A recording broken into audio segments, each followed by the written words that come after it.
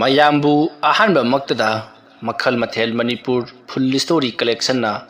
ꯃꯌꯥꯝꯕꯨ ꯇꯔꯥꯝꯅ ꯑꯣꯛꯆꯕꯒ ꯂꯣꯏꯅꯅ ꯏꯀꯣꯛ ꯅꯣꯟꯅ ꯈꯨꯔꯨꯝꯖꯔꯤ꯫ ꯉꯁꯤꯁꯨ ꯃꯌꯥꯝꯒꯤ ꯉꯥꯏꯍꯥꯛ ꯄꯣꯊꯥꯅꯕꯒꯤꯗꯃꯛꯇ ꯃꯅꯤꯄꯨꯔꯤ ꯍꯣꯔꯔ ꯁ꯭ꯇꯣꯔꯤ ꯑꯃꯃꯨꯛ ꯄꯨꯗꯨꯅ ꯂꯥꯛꯆꯔꯤ꯫ ꯍꯣꯔꯔ ꯁ꯭ꯇꯣꯔꯤ ꯑꯁꯤꯒꯤ ꯃꯃꯤꯡꯅ ꯊꯥꯕꯜꯗ ꯃꯃꯤ꯫ ꯋꯥꯔꯤ ꯑꯁꯤꯅ ꯍꯤꯡꯂꯤꯕ ꯑꯃꯗꯤ ꯂꯩꯈꯤꯗ꯭ꯔꯕ ꯀꯅꯥꯒꯨꯝꯕꯤ ꯑꯃꯠꯇꯒ ꯃꯔꯤ ꯂꯩꯅꯖꯗꯦ꯫ ꯑꯏꯕꯅ ꯋꯥꯈꯜꯅ ꯁꯥꯒꯠꯆꯔꯒ ꯇꯥꯕꯤꯔꯤꯕꯁꯤꯡꯒꯤ ꯉꯥꯏꯍꯥꯛ ꯄꯣꯊꯥꯅꯕꯒꯤꯗꯃꯛꯇ ꯁꯦꯝꯖꯕ ꯋꯥꯔꯤꯅꯤ꯫ ꯍꯧꯖꯤꯛ ꯃꯌꯥꯝꯗ ꯈꯨꯗꯣꯜ ꯇꯝꯖꯔꯤ ꯃꯅꯤꯄꯨꯔꯤ ꯍꯣꯔꯔ ꯁ꯭ꯇꯣꯔꯤ ꯊꯥꯕꯜꯗ ꯃꯃꯤ꯫ ꯅꯨꯃꯤꯗꯥꯡꯒꯤ ꯃꯇꯝꯅꯤ꯫ ꯕꯤꯖꯣꯏ ꯍꯣꯕꯦ ꯍꯣꯕꯦ ꯆꯦꯜꯂꯛꯂꯤ꯫ ꯃꯇꯝ ꯑꯗꯨꯗ ꯕꯤꯖꯣꯏꯅ ꯀꯔꯥꯏꯗꯁꯨ ꯊꯣꯛꯂꯨꯔꯤꯕꯅꯣ ꯈꯪꯗꯦꯅꯦ꯫ ꯑꯩꯅ ꯃꯇꯝ ꯈꯔꯗꯤ ꯂꯩꯀꯥꯏ ꯑꯁꯤ ꯊꯣꯛꯂꯛꯏꯒꯤꯅꯣ ꯅꯨꯃꯤꯗꯥꯡ ꯑꯃ ꯃꯊꯦꯡꯗ ꯁꯥꯟꯅꯍꯩꯅꯣ ꯍꯥꯏꯗꯅ ꯑꯩꯅ ꯑꯗꯨ ꯀꯟꯅ ꯃꯌꯥꯝꯗ ꯍꯥꯏꯖꯕꯕꯨ ꯍꯦꯛ ꯇꯥꯕꯤꯗꯦꯗ꯫ ꯊꯋꯥ ꯋꯥꯁꯥꯗ꯭ꯔꯕꯗꯤ ꯈꯔ ꯁꯣꯛꯄ ꯐꯕꯅꯤ꯫ ꯈꯔ ꯁꯣꯛꯂꯒ ꯈꯪꯒꯗꯕꯅꯤ꯫ ꯈꯔ ꯁꯣꯛꯇ꯭ꯔꯤꯕ ꯐꯥꯎꯕꯗꯤꯅꯦ ꯀꯅꯥ ꯑꯃꯠꯇ ꯈꯪꯂꯔꯣꯏꯗꯕꯅꯤ꯫ ꯑꯁꯨꯝꯅ ꯕꯤꯖꯣꯏꯗꯨ ꯃꯇꯣꯝꯇ ꯉꯥꯡꯗꯨꯅ ꯁꯨꯝ ꯂꯥꯛꯄꯅ ꯌꯨꯝ ꯑꯃꯒꯤ ꯊꯣꯡꯒꯥꯜ ꯆꯪꯉꯛꯂꯤ꯫ ꯊꯣꯡꯒꯥꯜ ꯆꯪꯉꯛꯄꯗ ꯁꯨꯃꯥꯡꯗ ꯂꯩꯔꯝꯂꯤꯕ ꯃꯤꯑꯣꯏꯁꯤꯡ ꯑꯗꯨꯅ ꯑꯣꯖꯥ ꯈꯔ ꯊꯨꯅ ꯂꯦꯡꯁꯟꯕꯤꯌꯨ, ꯁꯣꯝꯗ ꯑꯉꯥꯡꯗꯨ ꯆꯤꯡꯊꯦꯛꯇꯨꯅ ꯂꯣꯏꯔꯦꯅꯦ꯫ ꯆꯤꯡꯊꯦꯛꯀꯅꯤ ꯅꯠꯇꯦꯅꯦ, ꯑꯩꯅ ꯑꯗꯨꯒꯨꯝꯕ ꯊꯕꯛꯇꯨ ꯇꯧꯔꯅꯨ, ꯅꯨꯃꯤꯗꯥꯡ ꯑꯃ ꯃꯊꯦꯡꯗ ꯃꯄꯥꯟ ꯊꯣꯛꯀꯅꯣꯗꯅ ꯍꯥꯏꯖꯈꯤꯕꯗꯨꯕꯨ ꯀꯔꯤꯃꯠꯇ ꯍꯦꯛ ꯇꯥꯕꯤꯗꯦ꯫ ꯑꯣꯖꯥ ꯑꯉꯥꯡꯅꯤꯅ ꯈꯪꯒꯗꯅ ꯍꯦꯛ ꯊꯣꯛꯎꯔꯤꯕꯖꯥꯠꯅꯤ꯫ ꯑꯁꯨꯝꯅ ꯍꯥꯏꯅꯔꯕ ꯃꯇꯨꯡꯗ ꯕꯤꯖꯣꯏ ꯄ꯭ꯔꯞ ꯆꯪꯁꯤꯜꯂꯛꯇꯨꯅ ꯑꯉꯥꯡ ꯑꯗꯨꯒꯤ ꯃꯅꯥꯛ ꯆꯪꯁꯤꯜꯂꯛꯂꯤ꯫ ꯃꯇꯝ ꯑꯗꯨꯗ ꯑꯉꯥꯡ ꯑꯗꯨꯅ ꯕꯤꯖꯣꯏꯕꯨ ꯍꯦꯛ ꯎꯕꯒ ꯑꯁ ꯅꯪ ꯑꯃꯨꯛ ꯂꯥꯛꯑꯕ꯭ꯔꯣ ꯑꯗꯨꯝꯅ ꯍꯥꯏꯔꯛꯄꯗ ꯕꯤꯖꯣꯏꯅ ꯑꯩꯅ ꯅꯉꯣꯟꯗ ꯂꯩꯀꯥꯏ ꯑꯁꯤꯒꯤ ꯃꯤꯑꯣꯏꯁꯤꯡꯗ ꯑꯃꯠꯇ ꯁꯣꯛꯄ ꯌꯥꯔꯔꯣꯏ ꯍꯥꯏꯗꯅ ꯑꯗꯨ ꯀꯟꯅ ꯍꯥꯏꯈꯤꯕꯗꯨꯕꯨ ꯅꯪꯅ ꯑꯩꯒꯤ ꯋꯥ ꯇꯥꯗꯕ? ꯐꯩ ꯅꯪ ꯅꯨꯡꯉꯥꯏꯔꯤꯗꯅ ꯑꯗꯨꯕꯨꯗꯤ ꯅꯪ꯫ ꯃꯁꯤꯒꯤ ꯃꯇꯨꯡ ꯕꯤꯖꯣꯏꯅ ꯂꯩꯋꯥ ꯇꯤꯟꯋꯥ ꯈꯔ ꯁꯣꯟꯗꯨꯅ ꯄꯣꯠꯂꯝ ꯆꯩꯔꯝ ꯈꯔ ꯀꯠꯂꯕ ꯃꯇꯨꯡꯗ ꯑꯉꯥꯡ ꯑꯗꯨꯕꯨ ꯅꯤꯡꯊꯤꯅ ꯂꯥꯏ ꯇꯩꯅꯗꯨꯅ ꯐꯍꯟꯕꯤꯔꯤ꯫ ꯃꯇꯝ ꯑꯗꯨꯗ ꯕꯤꯖꯣꯏꯅ ꯂꯩꯔꯤꯕ ꯃꯤꯑꯣꯏꯁꯤꯡ ꯑꯗꯨꯗ ꯑꯃꯨꯛꯀꯁꯨ ꯍꯥꯏꯔꯤ, ꯃꯌꯥꯝꯗ ꯑꯩꯅ ꯍꯥꯏꯖꯔꯤꯕꯁꯤꯅꯤ, ꯉꯁꯤꯗꯒꯤꯅ ꯑꯃꯨꯛꯇꯗꯤ ꯃꯌꯥꯝꯅ ꯌꯨꯝꯗꯒꯤ ꯃꯄꯥꯟ ꯊꯣꯛꯄꯤꯒꯅꯨ꯫ ꯅꯨꯃꯤꯗꯥꯡꯒꯤ ꯃꯇꯝꯁꯦ ꯅꯨꯃꯤꯠ ꯍꯦꯛ ꯇꯥꯈꯤꯕ ꯄꯨꯡ 6 ꯇꯥꯈꯤꯕꯗꯒꯤꯗꯤ ꯑꯌꯨꯛꯀꯤ ꯄꯨꯡ 4-5 ꯐꯥꯎꯕꯗꯤ ꯀꯅꯥꯁꯨ ꯃꯄꯥꯟ ꯊꯣꯛꯄꯤꯔꯒꯅꯨ꯫ ꯀꯔꯤꯒꯨꯝꯕꯗ ꯃꯄꯥꯟ ꯏꯄꯥꯟ ꯊꯣꯛꯂꯕꯗꯤ ꯉꯔꯥꯡ ꯅꯍꯥꯟꯗ ꯑꯩꯅ ꯅꯝꯁꯤꯟꯈꯤꯕ ꯂꯥꯏ ꯍꯤꯡꯆꯥꯕꯤꯗꯨ ꯑꯃꯨꯛ ꯊꯣꯛꯂꯛꯀꯅꯤ꯫ ꯃꯔꯝ ꯑꯗꯨꯅ ꯌꯨꯝꯗꯒꯤ ꯃꯄꯥꯟ ꯊꯣꯛꯄꯤꯗꯅꯕ ꯑꯩ ꯉꯁꯤꯁꯨ ꯍꯥꯏꯖꯔꯤꯕꯁꯤꯅꯤ꯫ ꯐꯔꯦ ꯉꯁꯤꯒꯤꯗꯤ ꯑꯩ ꯆꯠꯂꯒꯦ, ꯑꯗꯨꯒ ꯁ꯭ꯋꯥꯏꯗ ꯂꯩꯔꯤꯕ ꯃꯤꯑꯣꯏꯁꯤꯡ ꯑꯁꯤꯁꯨ ꯌꯥꯝꯅ ꯊꯨꯅ ꯑꯊꯨꯕ ꯃꯇꯝꯗ ꯏꯃꯨꯡꯗ ꯆꯪꯅꯍꯧꯔꯣ, ꯅꯠꯇ꯭ꯔꯕꯗꯤ ꯑꯃꯨꯛ ꯍꯧꯔꯛꯂꯒꯅꯤꯀꯣ꯫ ꯑꯁꯨꯝꯅ ꯍꯥꯏꯔꯝꯂꯒ ꯕꯤꯖꯣꯏ ꯃꯌꯨꯝ ꯌꯧꯅꯅꯕ ꯄꯔꯞ ꯂꯥꯛꯂꯤ꯫ ꯕꯤꯖꯣꯏꯅ ꯑꯗꯨꯝꯅ ꯂꯥꯛꯄ ꯃꯇꯝꯗ ꯃꯍꯥꯛꯀꯤ ꯃꯇꯨꯡꯗ ꯀꯅꯥꯒꯨꯝꯕ ꯑꯃ ꯃꯣꯜꯂꯤ ꯏꯟꯅꯔꯛꯄꯒꯨꯝ ꯇꯧꯔꯤ꯫ ꯃꯇꯝ ꯑꯗꯨꯗ ꯕꯤꯖꯣꯏꯅ ꯈꯪꯂꯦ ꯃꯍꯥꯛꯀꯤ ꯃꯇꯨꯡꯗꯁꯨ ꯏꯟꯅꯔꯛꯂꯦ ꯍꯥꯏꯕꯁꯤ꯫ ꯃꯇꯝ ꯑꯗꯨꯗ ꯕꯤꯖꯣꯏꯅ ꯑꯩꯉꯣꯟꯗꯒꯗꯤ ꯇꯧꯔꯛꯀꯅꯨ, ꯑꯔꯦꯝꯕꯗꯅꯦ ꯋꯥꯔꯒ ꯇꯣꯛꯀꯅꯤꯀꯣ꯫ ꯑꯁꯨꯝꯅ ꯕꯤꯖꯣꯏꯗꯨ ꯃꯃꯥꯏꯗꯤ ꯂꯩꯊꯣꯛꯇꯕꯤꯗ ꯉꯥꯡꯗꯨꯅ ꯁꯨꯃꯛ ꯆꯠꯂꯒ ꯃꯌꯨꯝ ꯐꯥꯎꯕ ꯂꯥꯛꯂꯤ꯫ ꯃꯇꯝ ꯑꯗꯨꯗ ꯕꯤꯖꯣꯏꯒꯤ ꯃꯇꯨꯡꯗ ꯁꯣꯠ ꯏꯟꯅꯔꯛꯂꯤꯕ ꯑꯗꯨꯅ ꯃꯨꯔꯨꯝ ꯀꯔꯤꯒꯨꯝꯕ ꯈꯔꯁꯨ ꯁꯣꯜꯂꯤ꯫ ꯑꯗꯨꯕꯨ ꯕꯤꯖꯣꯏ ꯃꯅꯥꯗ ꯑꯃꯠꯇ ꯍꯥꯞꯇꯅ ꯑꯁꯨꯝ ꯂꯥꯛꯄꯅ ꯃꯍꯥꯛꯀꯤ ꯀꯣꯟꯊꯣꯡ ꯐꯥꯎꯕꯗꯤ ꯌꯧꯁꯤꯜꯂꯛꯂꯤ꯫ ꯀꯣꯟꯊꯣꯡ ꯍꯦꯛ ꯌꯧꯔꯒ ꯀꯣꯟꯊꯣꯡ ꯑꯗꯨꯗ ꯃꯍꯥꯛꯅ ꯂꯩꯋꯥ ꯁꯣꯜꯂꯒ ꯃꯈꯨꯠꯅ ꯇꯣꯛ 3 ꯊꯥꯔꯝꯂꯒ ꯏꯃꯨꯡꯂꯣꯝꯗ ꯆꯪꯉꯛꯂꯤ꯫ ꯃꯁꯤꯗꯒꯤꯗꯤ ꯃꯍꯥꯛꯀꯤ ꯃꯇꯨꯡꯗ ꯏꯟꯅꯔꯛꯂꯝꯕꯗꯣ ꯏꯟꯅꯔꯛꯈꯤꯗ꯭ꯔꯤ, ꯃꯈꯣꯜ ꯑꯗꯣ ꯇꯥꯈꯤꯗ꯭ꯔꯤ꯫ ꯃꯁꯤꯒꯤ ꯃꯇꯨꯡ ꯕꯤꯖꯣꯏ ꯏꯃꯨꯡꯂꯣꯝꯗ ꯆꯪꯁꯤꯜꯂꯛꯂꯒ ꯊꯣꯡ ꯑꯗꯣ ꯇꯞꯅ ꯂꯣꯟꯁꯤꯜꯂꯤ꯫ ꯃꯇꯝ ꯑꯗꯨꯗ ꯃꯍꯥꯛꯀꯤ ꯅꯨꯄꯤ ꯊꯥꯕꯥꯅ ꯀꯔꯤ ꯇꯧꯍꯧꯔꯕꯒꯦ? ꯑꯉꯥꯡꯗꯣ ꯈꯔ ꯐꯍꯧꯔꯕ꯭ꯔꯣ? ꯐꯍꯧꯔꯦ, ꯂꯝ ꯍꯦꯟꯕ ꯃꯄꯥꯟ ꯊꯣꯛꯀꯅꯨ ꯍꯥꯏꯔꯒ ꯊꯣꯛꯄ, ꯑꯗꯨꯗꯒꯤꯗꯤ ꯇꯧꯔꯛꯂꯤꯕꯁꯤ꯫ ꯇꯨꯝꯃꯣ, ꯃꯇꯝꯁꯤꯁꯨ ꯊꯦꯡꯂꯕꯅꯤꯅꯅꯦ, ꯅꯪꯁꯨ ꯑꯩ ꯂꯥꯛꯄ ꯉꯥꯏꯕꯗ ꯋꯥꯔꯝꯂꯒꯅꯤ, ꯇꯨꯝꯃꯣ꯫ ꯑꯁꯨꯝꯅ ꯍꯥꯏꯔꯝꯂꯕ ꯃꯇꯨꯡꯗ ꯕꯤꯖꯣꯏꯗꯣ ꯇꯨꯃꯤꯟꯅ ꯇꯨꯝꯈ꯭ꯔꯤ꯫ ꯊꯥꯕꯥꯁꯨ ꯇꯨꯃꯤꯟꯅ ꯇꯨꯝꯈ꯭ꯔꯤ꯫ ꯃꯊꯪꯒꯤ ꯑꯌꯨꯛꯅꯤ꯫ ꯑꯌꯨꯛ ꯑꯉꯟꯕ ꯑꯗꯨꯗ ꯌꯥꯝꯅ ꯊꯥꯖꯗꯕ ꯃꯑꯣꯡꯗ ꯂꯩꯀꯥꯏ ꯑꯗꯨꯗ ꯃꯤꯑꯣꯏ ꯑꯃ ꯁꯤꯔꯒ ꯂꯩꯔꯝꯂꯤ꯫ ꯃꯇꯝ ꯑꯗꯨꯗ ꯕꯤꯖꯣꯏꯁꯨ ꯄꯥꯎ ꯑꯗꯨ ꯇꯥꯕꯗ ꯉꯛꯄꯗ ꯂꯣꯏꯔꯤ꯫ ꯀꯔꯤꯅꯣꯅꯦ ꯍꯥꯏꯔꯤꯕꯁꯤꯕꯣ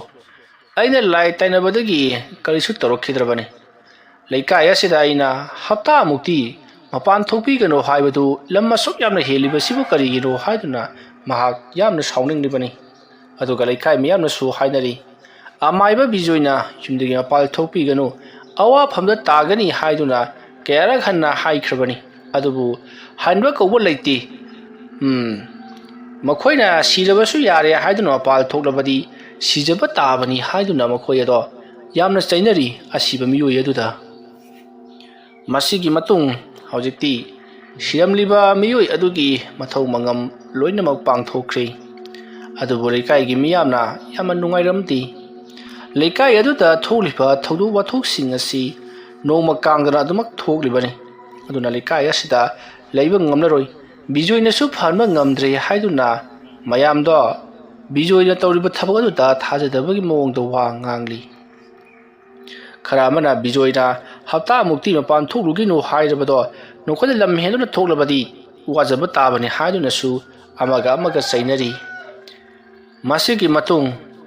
ꯍꯧꯖꯤꯛ ꯉꯔꯥꯡ ꯅꯨꯃꯤꯗꯥꯡ ꯁꯤꯔꯝꯕ ꯃꯤꯑꯣꯏ ꯑꯗꯣ ꯄꯣꯠꯂꯣꯏꯕꯒꯤ ꯊꯧꯔꯝ ꯑꯗꯣ ꯌꯥꯝꯅ ꯀꯟꯅ ꯆꯠꯊꯔꯤ ꯃꯇꯝ ꯑꯗꯨꯗ ꯄꯣꯠꯂꯣꯏꯕ ꯌꯥꯎꯔꯤꯕ ꯃꯤꯑꯣꯏꯁꯤꯡ ꯑꯗꯨꯒꯤ ꯃꯔꯛꯇꯒꯤ ꯃꯤꯑꯣꯏ ꯑꯃꯅ ꯍꯩ ꯀꯔꯤꯅꯣꯅꯦ ꯀꯔꯤꯅꯣ ꯃꯥꯒꯤ ꯃꯈꯨꯠ ꯑꯁꯤꯕꯨ ꯑꯃꯨꯛ ꯈꯨꯇꯨꯝ ꯇꯥꯁꯟ ꯑꯃꯨꯛ ꯇꯤꯡꯊꯣꯛ ꯇꯧꯕꯗꯧꯅ ꯇꯧꯔꯤꯕꯁꯤꯕꯣ ꯑꯗꯨꯝꯅ ꯍꯥꯏꯔꯛꯄꯗ ꯂꯩꯔꯤꯕꯁꯤꯡ ꯑꯗꯨꯅ ꯍꯦꯔꯥ ꯑꯗꯨꯝꯅ ꯍꯦꯛ ꯇꯧꯕꯅꯤ ꯃꯈꯨꯠꯀ ꯊꯥꯡꯀꯠꯂꯛꯈꯤꯅꯤ ꯑꯗꯨꯝꯅ ꯍꯥꯏꯔꯛꯄꯗ ꯄꯣꯠꯂꯣꯏꯕ ꯌꯥꯎꯔꯤꯕ ꯃꯤꯑꯣꯏ ꯑꯗꯨꯅ ꯑꯩꯗꯤ ꯁꯨꯃꯥꯏꯅ ꯇꯧꯕꯁꯤ ꯑꯃꯨꯛꯇ ꯐꯥꯎꯕ ꯊꯦꯡꯅꯗ꯭ꯔꯤꯌꯦ ꯑꯩꯗꯤ ꯁꯤꯒꯨꯝꯕꯁꯤ ꯀꯌꯥ ꯍꯩꯅꯗꯦꯅꯦ ꯃꯌꯥꯝ ꯁ꯭ꯋꯥꯏꯗ ꯁꯨꯝ ꯂꯩꯕꯤꯌꯨ ꯑꯁꯨꯝꯅ ꯍꯥꯏꯔꯒ ꯅꯨꯄꯥ ꯑꯗꯨꯗꯤ ꯂꯩꯊꯣꯛꯈ꯭ꯔꯤ ꯅꯨꯄꯥ ꯑꯗꯨꯅ ꯂꯩꯊꯣꯛꯂꯒ ꯂꯩꯔꯤꯉꯩ ꯃꯇꯝ ꯑꯗꯨꯗ ꯅꯨꯄꯥ ꯑꯗꯨꯒꯤ ꯇꯨꯡꯂꯣꯝꯗ ꯀꯅꯥꯒꯨꯝꯕ ꯑꯃ ꯆꯪꯁꯤꯜꯂꯛꯂꯒ ꯌꯥꯝꯅ ꯀꯟꯅ ꯁꯥꯔꯕ ꯃꯈꯨꯠ ꯑꯃꯅ ꯃꯍꯥꯛꯀꯤ ꯂꯦꯡꯖꯨꯝꯗ ꯇꯥꯞ ꯄꯥꯏꯔꯛꯏ ꯅꯨꯄꯥꯗꯣ ꯈꯪꯄ꯭ꯔꯦꯛ ꯈꯪꯗꯨꯅ ꯂꯩꯊꯣꯔꯛꯄꯗꯗꯤ ꯀꯅꯥꯁꯨ ꯂꯩꯔꯝꯈꯤꯗꯦ ꯅꯨꯄꯥ ꯑꯗꯨꯅ ꯂꯥꯎꯔꯒ ꯂꯩꯊꯣꯔꯛꯄ ꯑꯗꯨꯗ ꯑꯇꯩ ꯂꯩꯔꯤꯕꯁꯤꯡ ꯑꯗꯨꯁꯨ ꯅꯨꯄꯥ ꯑꯗꯨꯗ ꯌꯦꯡꯂꯛꯏ ꯑꯗꯨꯒ ꯀꯔꯤ ꯇꯧꯔꯕꯒꯦꯅꯦ ꯅꯪꯕꯣ ꯍꯥꯏꯗꯨꯅ ꯍꯪꯂꯛꯄꯗ ꯅꯨꯄꯥ ꯑꯗꯨꯅ ꯍꯧꯖꯤꯛꯇ ꯃꯩ ꯍꯧꯅ ꯁꯥꯔꯕ ꯃꯤꯑꯣꯏꯕꯒꯤ ꯈꯨꯠ ꯑꯃꯅ ꯑꯩꯒꯤ ꯂꯦꯡꯖꯨꯝ ꯑꯁꯤꯗ ꯇꯥꯞ ꯂꯥꯎꯅ ꯄꯥꯏꯔꯛꯄꯗꯒꯤ ꯈꯪꯂꯤꯕꯅꯤꯅꯦ ꯑꯗꯨꯝꯅ ꯍꯥꯏꯔꯒ ꯄꯣꯠꯂꯣꯏꯔꯤꯕ ꯃꯤꯑꯣꯏ ꯑꯗꯨꯗ ꯅꯨꯄꯥ ꯑꯗꯨꯅ ꯃꯨꯟꯅ ꯌꯦꯡꯉꯤ ꯃꯇꯝ ꯑꯗꯨꯗ ꯅꯨꯄꯥ ꯑꯗꯨꯅ ꯃꯉꯣꯟꯗꯁꯨ ꯀꯔꯤꯅꯣ ꯑꯃ ꯌꯦꯡꯂꯛꯄꯒꯨꯝ ꯅꯠꯇ꯭ꯔꯒꯅ ꯋꯥ ꯑꯃ ꯍꯥꯏꯔꯛꯄꯒꯨꯝ ꯃꯍꯥꯛꯀꯤ ꯃꯁꯥꯗ ꯐꯥꯎꯔꯛꯄꯗꯒꯤ ꯃꯍꯥꯛ ꯇꯁꯦꯡꯅ ꯍꯩꯅꯔꯛꯇ꯭ꯔꯗꯨꯅ ꯑꯩ ꯌꯨꯝꯗ ꯈꯔ ꯍꯟꯖꯔꯝꯂꯒꯦ ꯑꯁꯨꯝꯅ ꯍꯥꯏꯔꯛꯄꯗ ꯂꯩꯔꯤꯕꯁꯤꯡ ꯑꯗꯨꯅ ꯉꯥꯏꯈꯣꯅꯦ ꯅꯪꯕꯣ ꯂꯣꯏꯗ꯭ꯔꯤꯉꯩꯗ ꯆꯠꯄ ꯇꯧꯍꯣꯏꯗꯦꯅꯦ ꯅꯪꯕꯣ ꯁꯦ ꯇꯧꯔꯣꯏꯁꯦ ꯑꯁꯨꯝꯅ ꯍꯥꯏꯔꯒ ꯃꯍꯥꯛꯄꯨ ꯈꯥꯝꯖꯤꯟꯕꯤꯔꯤ ꯃꯁꯤꯒꯤ ꯃꯇꯨꯡ ꯂꯩꯔꯤꯕꯁꯤꯡ ꯑꯗꯨꯁꯨ ꯅꯨꯄꯥ ꯑꯗꯨꯒꯤ ꯃꯑꯣꯡ ꯑꯗꯨꯗ ꯈꯤꯇꯤꯛꯀꯤꯗꯨꯝ ꯇꯧꯔꯤꯕꯅꯤ ꯂꯩꯀꯥꯏ ꯑꯗꯨꯅꯒ ꯃꯑꯣꯡ ꯑꯃꯗ ꯂꯩꯔꯤꯕꯒ ꯃꯗꯨꯒꯤ ꯃꯇꯨꯡ ꯃꯈꯣꯏ ꯃꯌꯥꯝꯗꯣ ꯌꯥꯝꯅ ꯋꯥꯅ ꯄꯣꯠꯂꯣꯏꯕꯗꯣ ꯂꯣꯏꯁꯤꯜꯂꯤ ꯑꯁꯨꯝꯅ ꯄꯣꯠꯂꯣꯏꯕꯗꯣ ꯂꯣꯏꯔꯕ ꯃꯇꯨꯡ ꯃꯌꯥꯝ ꯃꯥꯒꯤ ꯃꯌꯨꯝꯗ ꯍꯜꯂꯛꯂꯤ ꯁꯣꯝꯗꯅ ꯀꯝꯗꯧꯔꯤ ꯑꯃꯥꯏꯕ ꯕꯤꯖꯣꯏ ꯂꯩꯀꯥꯏ ꯈꯨꯜ ꯑꯁꯤꯗ ꯇꯧꯔꯤꯕ ꯊꯕꯛ ꯑꯁꯤ ꯍꯞꯇꯥ ꯐꯥꯎꯕ ꯉꯥꯏꯕ ꯉꯝꯅꯗ꯭ꯔꯕꯅꯤꯅ ꯀꯔꯝ ꯇꯧꯔꯒ ꯌꯥꯝꯅ ꯊꯨꯅ ꯂꯣꯏꯁꯤꯟꯁꯤꯒꯦ ꯍꯥꯏꯗꯨꯅ ꯈꯟꯗꯨꯅ ꯂꯩꯔꯤꯕꯅꯤ ꯃꯁꯤꯒꯤ ꯃꯇꯨꯡ ꯁꯣꯝꯗ ꯄꯣꯠꯂꯣꯏꯕꯒꯤ ꯏꯃꯨꯡ ꯑꯗꯨꯗꯅꯤ ꯃꯤ ꯂꯩꯇꯕ ꯏꯃꯨꯡ ꯑꯗꯨꯗ ꯍꯧꯖꯤꯛꯁꯨ ꯃꯤ ꯈꯔ ꯂꯥꯛꯇꯨꯅ ꯀꯔꯝꯅ ꯊꯣꯛꯂꯤꯕꯅꯣ ꯀꯗꯥꯏ ꯆꯠꯂꯨꯕꯗ ꯊꯦꯡꯅꯔꯤꯕꯅꯣ ꯃꯍꯥꯛ ꯀꯗꯥꯏ ꯆꯠꯀꯅꯤ ꯍꯥꯏꯔꯝꯕꯒꯦ ꯍꯥꯏꯗꯨꯅ ꯍꯪꯂꯤ ꯃꯇꯝ ꯑꯗꯨꯗ ꯑꯃꯥꯏꯕ ꯕꯤꯖꯣꯏꯁꯨ ꯌꯨꯝ ꯑꯗꯨꯒꯤ ꯃꯥꯡꯒꯣꯜ ꯀꯥꯆꯤꯜ ꯑꯃꯗ ꯐꯝꯂꯒ ꯃꯈꯣꯏ ꯄꯨꯟꯅ ꯂꯩꯃꯤꯟꯅꯔꯤꯕꯅꯤ ꯃꯇꯝ ꯑꯗꯨꯗ ꯌꯨꯝ ꯑꯗꯨꯒꯤ ꯑꯍꯜ ꯑꯃꯅ ꯏꯆꯥ ꯅꯨꯄꯥꯗꯣ ꯉꯔꯥꯡ ꯅꯨꯃꯤꯗꯥꯡꯁꯤ ꯊꯕꯛ ꯑꯃ ꯆꯠꯂꯨꯔꯒ ꯌꯨꯝꯗ ꯍꯜꯂꯛꯇꯨꯅ ꯅꯨꯃꯤꯠ ꯇꯥꯗ꯭ꯔꯤꯉꯩꯗ ꯂꯩꯖꯔꯕꯅꯤ ꯅꯨꯃꯤꯠ ꯄꯨꯡꯇꯥ ꯇꯥꯗꯨꯅ ꯑꯩꯈꯣꯏꯁꯤ ꯆꯥꯛ ꯏꯁꯤꯡ ꯆꯥꯃꯤꯟꯅꯔꯒ ꯃꯍꯥꯛꯁꯨ ꯃꯥꯒꯤ ꯀꯥꯗ ꯑꯗꯨꯃꯛ ꯇꯨꯝꯕ ꯆꯪꯈ꯭ꯔꯕꯅꯤ ꯑꯩꯈꯣꯏꯁꯨ ꯑꯩꯈꯣꯏꯒꯤ ꯀꯥꯗ ꯇꯨꯝꯕ ꯆꯪꯅꯔꯦ ꯑꯗꯨꯒꯗꯤ ꯅꯣꯡꯉꯥꯜꯂꯛꯄꯗ ꯃꯍꯥꯛꯁꯤ ꯂꯩꯔꯝꯗꯕꯗꯒꯤ ꯃꯌꯥꯝ ꯀꯣꯏꯊꯤ ꯊꯤꯅꯔꯛꯄꯗ ꯇꯧꯔꯝꯂꯤꯕ ꯑꯁꯤꯅꯤ ꯈꯪꯗ꯭ꯔꯦ ꯑꯩꯈꯣꯏꯒꯤ ꯈꯨꯜ ꯑꯁꯤꯗ ꯇꯧꯔꯤꯕꯁꯤꯕꯨ ꯀꯔꯤꯅꯣ ꯏꯆꯥ ꯅꯨꯄꯥ ꯑꯗꯨꯅ ꯂꯝ ꯍꯦꯟꯗꯨꯅ ꯊꯣꯛꯂꯨꯕꯒꯤꯔ ꯅꯠꯇ꯭ꯔꯒꯅ ꯀꯔꯤꯒꯤꯅꯣ ꯍꯥꯏꯕ ꯑꯩꯈꯣꯏꯁꯨ ꯒ꯭ꯌꯥꯟ ꯇꯥꯗ꯭ꯔꯦ ꯑꯗꯨꯝꯅ ꯍꯥꯏꯔꯛꯄꯗ ꯂꯩꯔꯤꯕꯁꯤꯡ ꯑꯗꯨꯅ ꯑꯍꯤꯡ ꯑꯊꯦꯡꯕ ꯑꯗꯨꯗ ꯃꯍꯥꯛꯅ ꯃꯈꯣꯡ ꯃꯈꯨꯠ ꯍꯥꯝꯕ ꯊꯣꯛꯄꯗ ꯇꯧꯔꯤꯕ ꯋꯥ ꯑꯣꯏꯔꯝꯒꯅꯤ ꯏꯕꯨꯡꯉꯣ ꯑꯃꯥꯏꯕ ꯕꯤꯖꯣꯏꯅꯁꯨ ꯍꯞꯇꯥꯃꯨꯛꯇꯤ ꯊꯣꯛꯍꯩꯈꯤꯅꯣꯗꯅ ꯀꯌꯥꯔꯛ ꯍꯟꯅ ꯍꯥꯏꯈꯤꯕ ꯂꯩꯔꯕꯅꯤ ꯂꯩꯀꯥꯏ ꯑꯁꯤꯒꯤ ꯅꯍꯥꯁꯤꯡꯁꯤꯁꯨꯅꯦ lamsu wakhak helaba haibaduni adumna amana amangang lainari ngai hojikti nungthilgi matam henjallakli matam aduda tilambasing adusu magi thokpa mahai loinamak chatnakhri bijoi su mayum lomda hallingdakli matam aduda bijoi na hairi hore numidang asibagi imungda hinglekpagi thabakadu kana amatana tawba yararoi aduga asibagi imungnasu laikhidraba mi adugi matangda kari mata kiba pakhatpa amata tawbigano madugumba kari mata tawrakloi aduga wafam amana mapanda nasanupa aduna kaubugi mawongdaga nakhoido hairattabadi aibadi kawraklabadi nakoi mapanda sukthok thokpa yadeko kawrikliba du nakhoigi nasanupa ge thawai nati khulasida koichat chatun leiriba hingchabi laimu adubuni phare hingchabi laimu ado kadaida lotlibage haibasi aina asukkuiba matam masi thidun laklibani adubu phangba kawbudi leiti aduna mayam hapta mukti yumdunga panthokpiganu ai chaleko asumna haramlaga bijoi mayum lomda halakli mayum joroklabada thabana kari karam tawre haiduna hangi adubu bijoina kari karam tawba haibabu yumaduda aina mapan thokano dana hairamlabani nang sungare yumdiga mapan thokonu ko adumna hainaraba matungda haujikti matam madu haukiduna numidangi matam mosilakli matam aduda bijoigi leiriba laikhai aduda makhoi nipa ama yamna nungaina tumdun leiringai matamni matam aduda nupi amagi khonjalda nipa adubu kauthurakli matam aduda nipa aduna kana anone tenglaba hinga sida aibu kawrakleba sibo kana warabajano asumna khalaga nipa ado phamungdagi tapna haugalakli mahana adumna haugalaklaba matungda yumgi mamang thongado hangdoktuna thokhibadu kana amatana khanghaudi tahaudri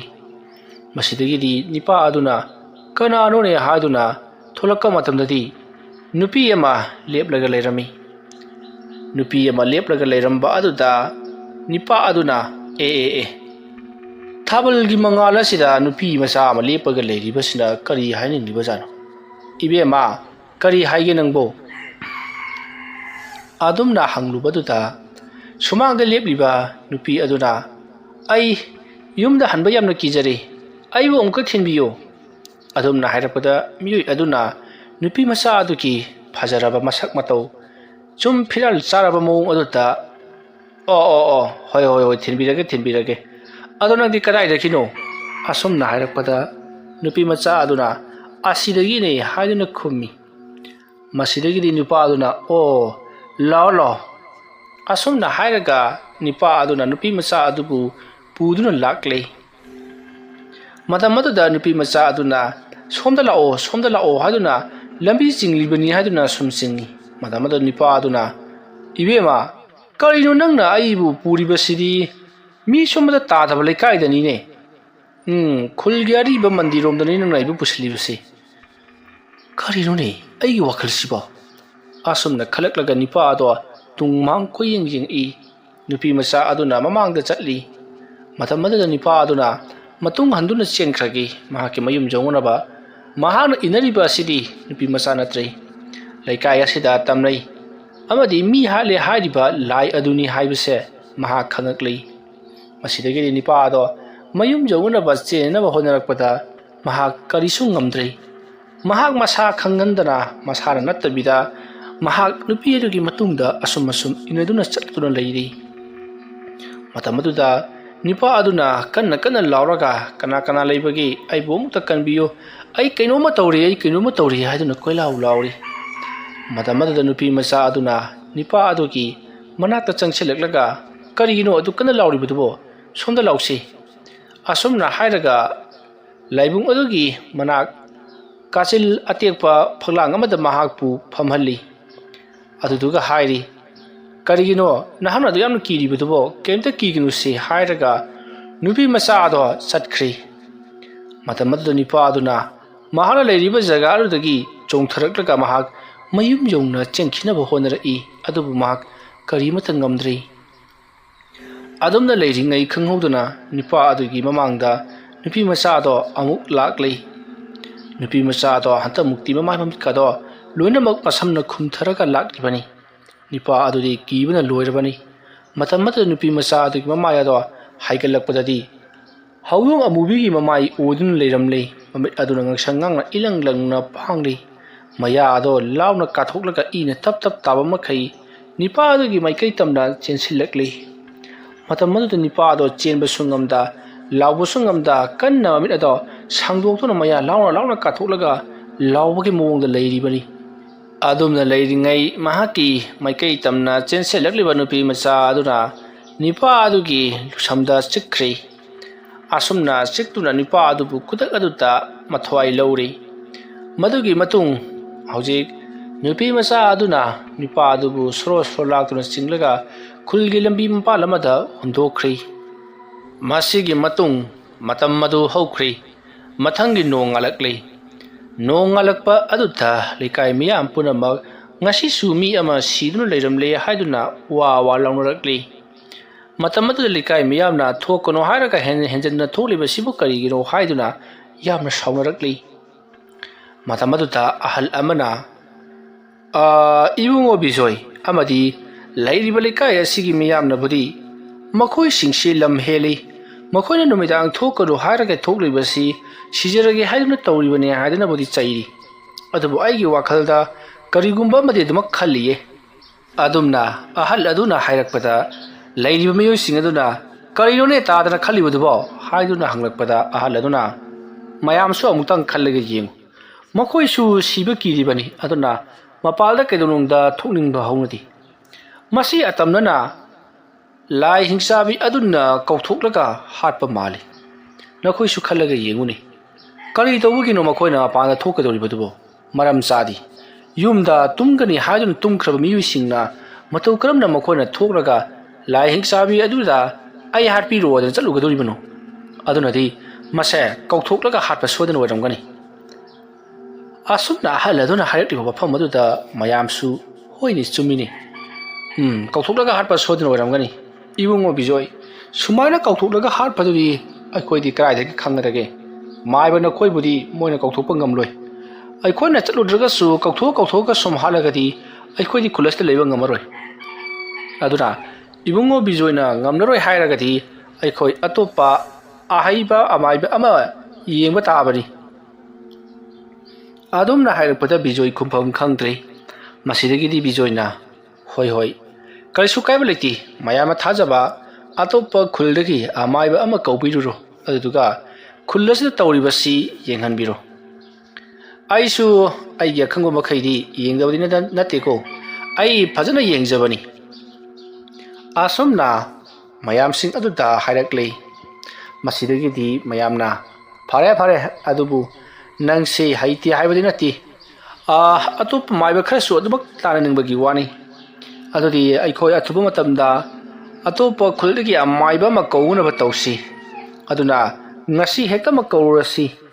nakhoi khara kana no chatuna atopa khuligi amaiba amabu kaururo khara haiba laimit tumit laikhong tingkhong khara phajana khangba amaiba amabu kauruko asumna hainaraba matungda haujikti amaiba amabu kaurugani haiduna makoi miyoi khara chatkhri masidagidi bijoisu mahana tawriba thabaga sida thodukna kanadraba amadi lekai gi miyawna mangoda thamlamba thajaba du mangkhibadagidi mahaksu mathwai nungaituna mayum lomda halakli mataw asumna bijoina mayum lomda halakpa duda karino khangdaba masada aining harau thaba ningkok lauba matawrakli aduma leiringai mahaki kokton mapada kwak ama paiduna kanna khongli matam madu bijoina karino ni tawribasipo haiduna nongthakta yengkhalubudadi kwak ama namangonda yengtharaga mahaki makok chapsana pairaga leiramlibudu ubada bijoina is kayu tawribasidi asumna khalaga mahak swai lawi bijoina phai payu nang asumna hairaga mahakna akoibada leiba kari pot tage haiduna yengakli Matam aduda mahakna leitum ama thengnaraduna leitum adu ta paikhalaga leitum aduda lewa khara solaga mathakta lakton langkhatkhi matawa sumna leitum aduna lakton langkhatkhi baduta leitum aduna kwak adugi thajinda thabadagi kwak ado lakna khongduna paikhre matam maduda bijoina aingonda phawba asigumna tarok libasnadi karisu leitaba lewa mantra khangedaba miyoisingdadi kayabog yamna sathina olamlagani aisu khara cheksandabadi yadi phandum phare leka yasida topa maiba kauraga yengangani hari basina dum hena aingoda wai sanganaba aingoda su yamna yele asumna khalaga haujikti bijoi du mayum lomda parap laktuna mahake nupiga thabak ingkhang tawminaduna laikhre masigi matung dungthilgi pungari muk tarakpa adwaida mayam ya langnabagi makhol bijoi su tari matam maduda bijoina karino ne mayam ya langnariba sibo karigumba madi sodna taronggadaba male hai chume amaiba makawgane haikhiban madu sodna laklamlagani asomna khalaga bijoi do parap mayam langliba adumda lakpadadi amaiba ma lakpagi makhon okpa oiramlei matam maduda amaiba adubu mayam taram na okpagi thoram maduda bijoi su changsilaktuna yawrari matam maduda amaiba aduna leiriba halaman sing aduda haujikti ai laklabanina kari mata nusa thibiduraganu aisu yamna kanna haijabadi nati adubu aina ngamjaba changda aina sungsoi soidana khulasi ki awabasi phahananaba soidana honajagani aina som khanbada nakoi ge leikai asida tawribasi numidangi matam khakada tawbu oina tawi adamna hairpeda mayamna chumi mani haiduna khumi maruda bijoina asam laiba thabak asidi pikliba angang phawba aduma khanglaga tabani laitina mathi phongba miunda otpa naiba haibasi maktabu numidangda tawnaba ngaktani adudi mara natrabasu ngarang da pokpanga kha thai angang phawba khangadobani adumna bijoina matomta murum sonbaduda hauji lakliba maiba aduna moli taraduna marup su maiba oibirabra adumna hairakpada leiriba mayam aduna mani bungo mahaksu maibani mahakna khulasigi miyoi punamak hapta mukti numidang apan thopi kano hajana yamna kana thingbani adu boikoi lai aduna bu kauthoklibra natragana aikhoda lam henbadagi thoklubadagi bu tawribra mi singse nongma kangdana pangsida siraklaba adidadi atopa maiba ama thirage hajana thijarakliba sini karisu kaiba leti adudi itausu amaibani hairabani leikai asida thokriba lai asi kari laino kari karam tawna tainakraba aduga hapta ama thokanu haribasina kari yorabano haibudu aingonda amutang sugaina takpiyu aina khangu makhaisu tawjagani ojana khangu makhaisu aingonda haibiro adumna hairakpada bijoina mafam masida thoklibase lai hingchabini maramaduna mahakse ikoina losinanaba honabada hapta amadi tasengna changadoribani adugi sumathakta mafam masida thokliba lai asi kanana sanarambano hairagadi leikai asida hana leiramba amaiba yamna haiba ama leiri manga lai ase kokthoklaga sijinarambadagi loisan biramdaduna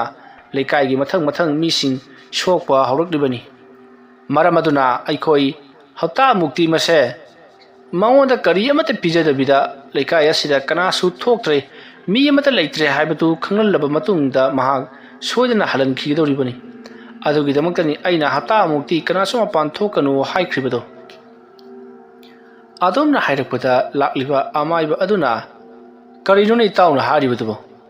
leikai asida mi amata leitra male haiduna chatkrani haibadu madi angang masagi wakhalni mahakti laina ilai khanglibani leikai asida karamba mi tumbi karamba mi tumdi karamba mina jasa pangde haibasidi mahakti loina makhanglibani maramaduna ilai na mahakna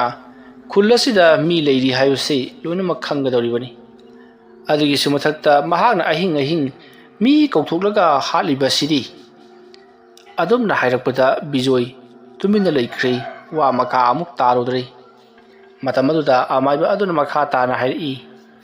ꯑꯍꯤꯡꯗ ꯅꯈꯣꯏꯅ ꯂꯝ ꯍꯦꯟꯗꯨꯅ ꯊꯣꯛꯏ ꯍꯥꯏꯔꯤꯕꯁꯤꯡ ꯑꯗꯣ ꯂꯝ ꯍꯦꯟꯗꯨꯅ ꯊꯣꯛꯄ ꯑꯃꯠꯇ ꯅꯠꯇꯦ ꯂꯥꯏ ꯍꯤꯡꯆꯥꯕꯤ ꯑꯗꯨꯅ ꯀꯧꯊꯣꯛꯂꯤꯕꯅꯤ ꯑꯗꯨꯒ ꯂꯥꯏ ꯍꯤꯡꯆꯥꯕꯤ ꯍꯥꯏꯔꯤꯕꯗꯨꯁꯨ ꯃꯍꯥꯛ ꯇꯁꯦꯡꯅ ꯂꯥꯏ ꯍꯤꯡꯆꯥꯕꯤ ꯑꯃ ꯅꯠꯇꯦ ꯃꯍꯥꯛ ꯑꯃꯥꯏꯕ ꯑꯃꯅ ꯁꯥꯟꯅꯔꯝꯕ ꯚꯨꯠ ꯄ꯭ꯔꯦꯠ ꯍꯥꯏꯕꯗꯨꯅꯤ ꯃꯔꯝ ꯑꯗꯨꯅ ꯃꯍꯥꯛꯄꯨ ꯂꯣꯏꯁꯤꯟꯒꯦ ꯍꯥꯏꯔꯒꯗꯤ ꯌꯥꯝꯂꯕ ꯄꯣꯠꯂꯝ ꯆꯩꯔꯝ ꯑꯊꯦꯜꯄꯣꯠ ꯀꯠꯀꯅꯤ ꯑꯗꯨꯒꯤꯁꯨ ꯃꯊꯛꯇ ꯃꯍꯥꯛ ꯈꯨꯗꯛꯇ ꯂꯣꯏꯁꯤꯟꯕ ꯌꯥꯔꯣꯏ ꯃꯍꯥꯛꯄꯨ ꯂꯣꯏꯁꯤꯟꯒꯦ ꯍꯥꯏꯔꯒꯗꯤ ꯀꯅꯥꯒꯨꯝꯕ ꯑꯃꯒꯤ ꯃꯤꯑꯣꯏ ꯊꯋꯥꯏ ꯑꯗꯨ ꯆꯪꯒꯗꯧꯔꯤꯕꯅꯤ ꯑꯗꯨꯒꯤꯁꯨ ꯃꯊꯛꯇ ꯍꯥꯏꯔꯤꯕ ꯂꯥꯏ ꯑꯁꯤꯕꯨ ꯂꯣꯏꯁꯤꯟꯕ ꯍꯥꯏꯕꯁꯤ ꯍꯣꯔꯦꯟꯁꯤ ꯍꯌꯦꯡꯁꯤ ꯍꯦꯛꯇꯃꯛ ꯂꯣꯏꯁꯤꯟꯕ ꯌꯥꯕ ꯅꯠꯇꯦ ꯃꯍꯥꯛꯀꯤ ꯂꯣꯏꯁꯤꯟꯒꯗꯕ ꯃꯇꯝ ꯑꯃ ꯂꯩꯔꯤ ꯃꯗꯨꯗꯤ ꯃꯍꯥꯛꯄꯨ ꯀꯧꯊꯣꯛꯇꯨꯅ ꯁꯥꯟꯅꯔꯝꯕ ꯅꯨꯃꯤꯠ ꯑꯗꯨꯗꯒꯤ ꯑꯣꯏꯒꯗꯧꯔꯤꯕꯅꯤ ꯍꯥꯏꯕꯗꯤ ꯀꯥꯂꯦꯟꯒꯤ ꯍꯨꯝꯅꯤ ꯄꯥꯟꯕ ꯏꯔꯥꯏ ꯅꯨꯃꯤꯠꯇ ꯃꯍꯥꯛꯁꯤ ꯀꯧꯊꯣꯛꯂꯒ ꯁꯥꯟꯅꯈꯤꯕ ꯑꯣꯏꯔꯒꯗꯤ ꯃꯍꯥꯛꯄꯨ ꯂꯣꯏꯁꯤꯟꯒꯦ ꯍꯥꯏꯔꯒꯗꯤ ꯀꯥꯂꯦꯟꯒꯤ ꯍꯨꯝꯅꯤ ꯄꯥꯟꯕꯗ ꯂꯣꯏꯁꯤꯟꯒꯗꯕꯅꯤ ꯃꯔꯝ ꯑꯗꯨꯅ ꯂꯥꯏ ꯑꯁꯤ ꯀꯔꯝꯕ ꯃꯇꯝꯗ ꯀꯔꯝꯕ ꯊꯥꯗ ꯁꯥꯟꯅꯔꯝꯕꯅꯣ ꯍꯥꯏꯕꯗꯨ ꯍꯥꯟꯅ ꯊꯤꯗꯣꯛꯇꯕ ꯌꯥꯔꯣꯏ ꯐꯔꯦ ꯃꯌꯥꯝ ꯍꯧꯖꯤꯛꯇꯤ ꯑꯩ ꯂꯥꯛꯂꯕꯅꯤꯅ ꯀꯔꯤꯁꯨ ꯊꯣꯏꯅ ꯈꯟꯕꯤꯔꯨꯔꯒꯅꯨ ꯐꯔꯦ ꯉꯁꯤꯒꯤꯗꯤ ꯃꯌꯥꯝꯁꯨ ꯅꯨꯃꯤꯠ ꯇꯥꯁꯤꯜꯂꯛꯂꯕꯅꯤꯅ ꯄꯣꯊꯥꯅꯕ ꯇꯧꯔꯁꯤ ꯑꯗꯨꯒ ꯍꯌꯦꯡ ꯑꯌꯨꯛꯇꯒꯤꯗꯤ ꯂꯥꯏꯒꯤ ꯄꯣꯠꯂꯝ ꯆꯩꯔꯝ ꯃꯌꯥꯝ ꯑꯃ ꯂꯥꯡꯗꯨꯅ ꯑꯩꯈꯣꯏ ꯂꯥꯏ ꯈꯨꯔꯨꯝꯕ ꯍꯧꯒꯗꯕꯅꯤ ꯑꯁꯨꯝꯅ ꯌꯣꯏꯃꯌꯥꯏ ꯑꯃꯥꯏꯕꯅ ꯍꯥꯏꯔꯛꯄꯗ ꯃꯌꯥꯝꯁꯨ ꯌꯥꯅꯔꯗꯨꯅ ꯃꯥꯒꯤ ꯃꯌꯨꯝꯗ ꯂꯣꯏꯅꯃꯛ ꯍꯟꯅꯈ꯭ꯔꯤ ꯃꯇꯝ ꯑꯗꯨꯗ ꯃꯌꯥꯝꯅ ꯑꯩꯈꯣꯏ ꯅꯨꯃꯤꯗꯥꯡꯗ ꯀꯧꯊꯣꯛꯄꯗꯨ ꯀꯧꯊꯣꯔꯛꯈꯤꯗ꯭ꯔꯥ ꯍꯥꯏꯗꯨꯅ ꯍꯪꯉꯛꯏ ꯃꯇꯝ ꯑꯗꯨꯗ ꯌꯣꯏꯃꯌꯥꯏꯅ ꯀꯧꯊꯣꯛꯂꯔꯣꯏ ꯑꯩꯅ ꯍꯣꯔꯦꯟ ꯅꯨꯃꯤꯗꯥꯡꯗꯣ ꯇꯥꯏꯅꯍꯜꯂꯒꯗꯕꯅꯤ ꯑꯁꯨꯝꯅ ꯍꯥꯏꯔꯒ ꯍꯧꯖꯤꯛꯇꯤ ꯃꯌꯥꯝꯗꯣ ꯂꯣꯏꯅꯃꯛ ꯆꯠꯍꯟꯅꯈ꯭ꯔꯤ ꯕꯤꯖꯣꯏꯁꯨ ꯃꯌꯨꯝ ꯂꯣꯝꯗ ꯍꯜꯂꯛꯂꯤ ꯕꯤꯖꯣꯏ ꯃꯍꯥꯛꯅ ꯉꯍꯥꯟ ꯃꯈꯩ ꯇꯧꯔꯨꯔꯤꯕ ꯑꯃꯗꯤ ꯂꯩꯀꯥꯏꯒꯤꯗꯃꯛꯇ ꯍꯣꯠꯅꯔꯤꯕ ꯃꯌꯥꯝ ꯑꯗꯣ ꯀꯔꯤꯁꯨ ꯊꯣꯏꯅ ꯀꯥꯟꯅꯈꯤꯗ꯭ꯔꯤ ꯃꯔꯝꯗꯤ ꯃꯍꯥꯛꯅ ꯍꯣꯠꯅꯈꯤꯕ ꯃꯌꯥꯝ ꯑꯗꯨ ꯂꯩꯀꯥꯏꯒꯤ ꯃꯤꯌꯥꯝꯅ ꯀꯔꯤ ꯑꯃꯠꯇ ꯍꯧꯖꯤꯛꯇꯤ ꯈꯪꯕꯤꯈꯤꯗ꯭ꯔꯤ ꯂꯩꯀꯥꯏ ꯑꯗꯨꯒꯤ ꯂꯥꯏꯑꯣꯛ ꯇꯤꯜꯂꯣꯛꯄ ꯌꯥꯎꯔꯛꯄ ꯃꯇꯝꯗ ꯃꯍꯥꯛꯅ ꯊꯋꯥꯏ ꯈꯨꯕꯥꯛꯇ ꯍꯥꯞꯇꯨꯅ ꯑꯍꯤꯡ ꯅꯣꯡꯌꯥꯏ ꯆꯦꯟꯗꯨꯅ ꯂꯥꯌꯦꯡꯈꯤꯕꯁꯤꯡ ꯍꯧꯖꯤꯛꯇꯤ ꯃꯍꯥꯛꯄꯨ ꯃꯁꯛ ꯈꯪꯅꯔꯛꯇꯕꯒꯨꯝ ꯇꯧꯔꯤ ꯅꯧꯅ ꯂꯥꯛꯂꯤꯕ ꯑꯃꯥꯏꯕ ꯑꯗꯨꯗ ꯑꯣꯏꯅ ꯏꯀꯥꯏ ꯈꯨꯝꯅꯕ ꯎꯠꯄꯒꯨꯝ ꯇꯧꯔꯤ ꯃꯁꯤꯅ ꯃꯔꯝ ꯑꯣꯏꯔꯒ ꯕꯤꯖꯣꯏ ꯋꯥꯈꯜ ꯅꯨꯡꯉꯥꯏꯇꯅ ꯃꯌꯨꯝ ꯂꯣꯝꯗ ꯍꯜꯂꯛꯂꯤ ꯑꯗꯨꯝꯅ ꯕꯤꯖꯣꯏꯅ ꯃꯌꯨꯝ ꯂꯣꯝꯗ ꯍꯜꯂꯛꯄ ꯃꯇꯝꯗ ꯃꯍꯥꯛꯀꯤ ꯃꯇꯨꯡ ꯂꯣꯝꯗꯁꯨ ꯀꯅꯥꯒꯨꯝꯕ ꯑꯃ ꯏꯟꯅꯗꯨꯅ ꯂꯥꯛꯂꯤ ꯃꯇꯝ ꯑꯗꯨꯗ ꯕꯤꯖꯣꯏꯅ ꯋꯥꯈꯜꯅꯒ ꯋꯥꯈꯜ ꯅꯨꯡꯉꯥꯏꯇꯕꯅꯦ ꯑꯗꯨꯃꯥꯏꯅꯒ ꯁꯨꯝ ꯏꯟꯅꯔꯛꯂꯕꯗꯤꯅꯦ ꯑꯩꯅ ꯁꯥꯎꯔꯛꯇꯅꯅꯦ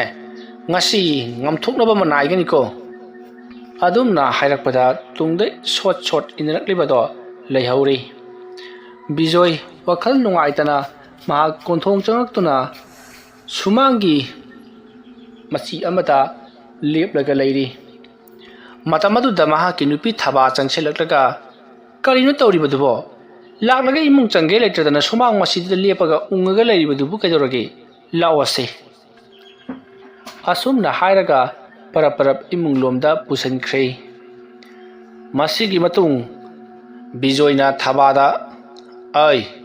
ꯑꯩꯅ ꯂꯩꯀꯥꯏ ꯑꯁꯤꯒꯤꯗꯃꯛꯇ ꯑꯗꯨꯛ ꯋꯥꯅ ꯍꯣꯠꯅꯈꯤꯕ ꯃꯌꯥꯝ ꯑꯗꯨ ꯍꯧꯖꯤꯛ ꯂꯣꯏꯅꯃꯛ ꯀꯥꯎꯅꯈ꯭ꯔꯦ ꯅꯧꯅ ꯂꯥꯛꯂꯤꯕ ꯑꯃꯥꯏꯕꯁꯤꯗ ꯑꯣꯏꯅ ꯑꯣꯟꯁꯤꯟꯗꯨꯅ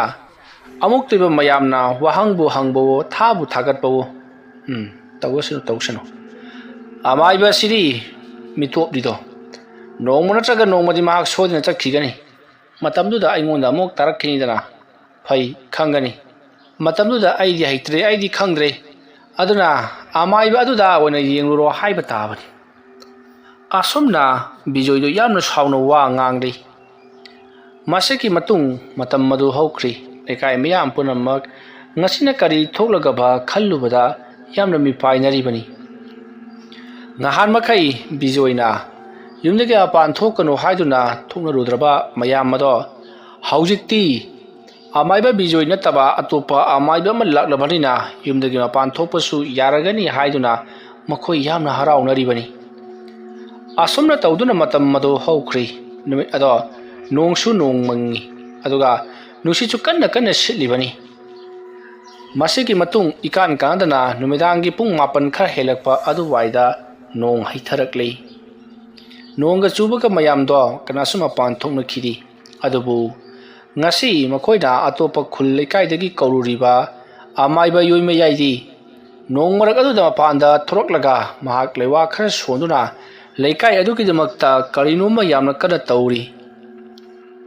matam aduda amai bayoi mayaina leikai asida asuk chauna khudong thiro matung thiraba phawbada magi amai ba asina kari su khangdana khangwa sadana leikai asigi mi singbu nomagi pali puhan lamba kaya da mathong chadiba mai bano phai leikai asibu aina pungpha phalam lagi numidang thokliba sisu phalam lagi asomna khalaga amai ba yoi mayaina makutta lewa khara solaba matungda mahagna lebai ising tai leiriba sumang adutta makhutna namduna thammi nongsu kanna taribani tariba nonga sisu mahagna thawingi mahagna nong tahalibani nong tarabadi leimai punama ising sotlagani isingna tai leirabani na mahagna makhupakna namduna thamlaga leimai adubu sagat angadoribani aduna ka hena sagattana bagidamakta nong tahalibani aduga nong tarabadi leikai adugi mi amata mapan thoklaroi haiduna su mahagna khallibani aduga nonge marik sing aduda mahagna lewa sonduna asengpa ising ohelibani asomna ba khubakna namlaba matungda lewa murum solakli matam maduda yoi mayai ki mamit to mai mu ngangna pangakli maduda natana machinda lewa sonbada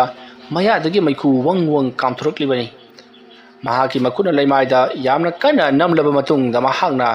lewa ado sonba hek loibaga leimai aduda makuna daklauna amuka sunnam tharubada leimai ado yamna kana nikhi asomna leimai ado jaga adu katang nikpada natana leikai aduma punna nikli bani matam aduda makhoina karinone tawribasibo nongsu tai jarsu hai kayo tawribasibo haiduna mayamdo ipai thabainari madugi matung jar haribado lepkhri masidagidi yoimayai imungda tuminna changduna sidagidi numidang leikai asida karsu thudokpa taroklaroi asomna hairamlaga yoimayai do tuminna mahaki tumpham aduda tumduna leikhi masiki matung somdana kamdori bijoi karino leikai asida haujik jar harkhibasina kari amuk thokadoriba jano haiduna khalli matam aduda thabadi yamna nungaina tumkhibana maram moraga leikai aduda jar habaka do kari amata khangba natri tanja aduda ikhang haudana kanagumba miyoi amana adu kanna tariba nongmarak aduda bijoi haiduna korakli adumna bijoi bu korakpa aduda bijoina kananone aibu athiengba hing asida kauriba sibo leikai asida aigi minga sibu khaunariba jarane asomna khallingai amukasu bijoi haiduna korakli matamaduda bijoi do o kanano o lage asomna hairaga bijoi do phamungdagi kumthakhri phamungdagi kumtharaklaba matungda thong adu hangduna mapan tholokpadadi nongmarak aduda nupi ama leplaga leirami matamaduda bijoina kanaro inedi adumna hanglakpada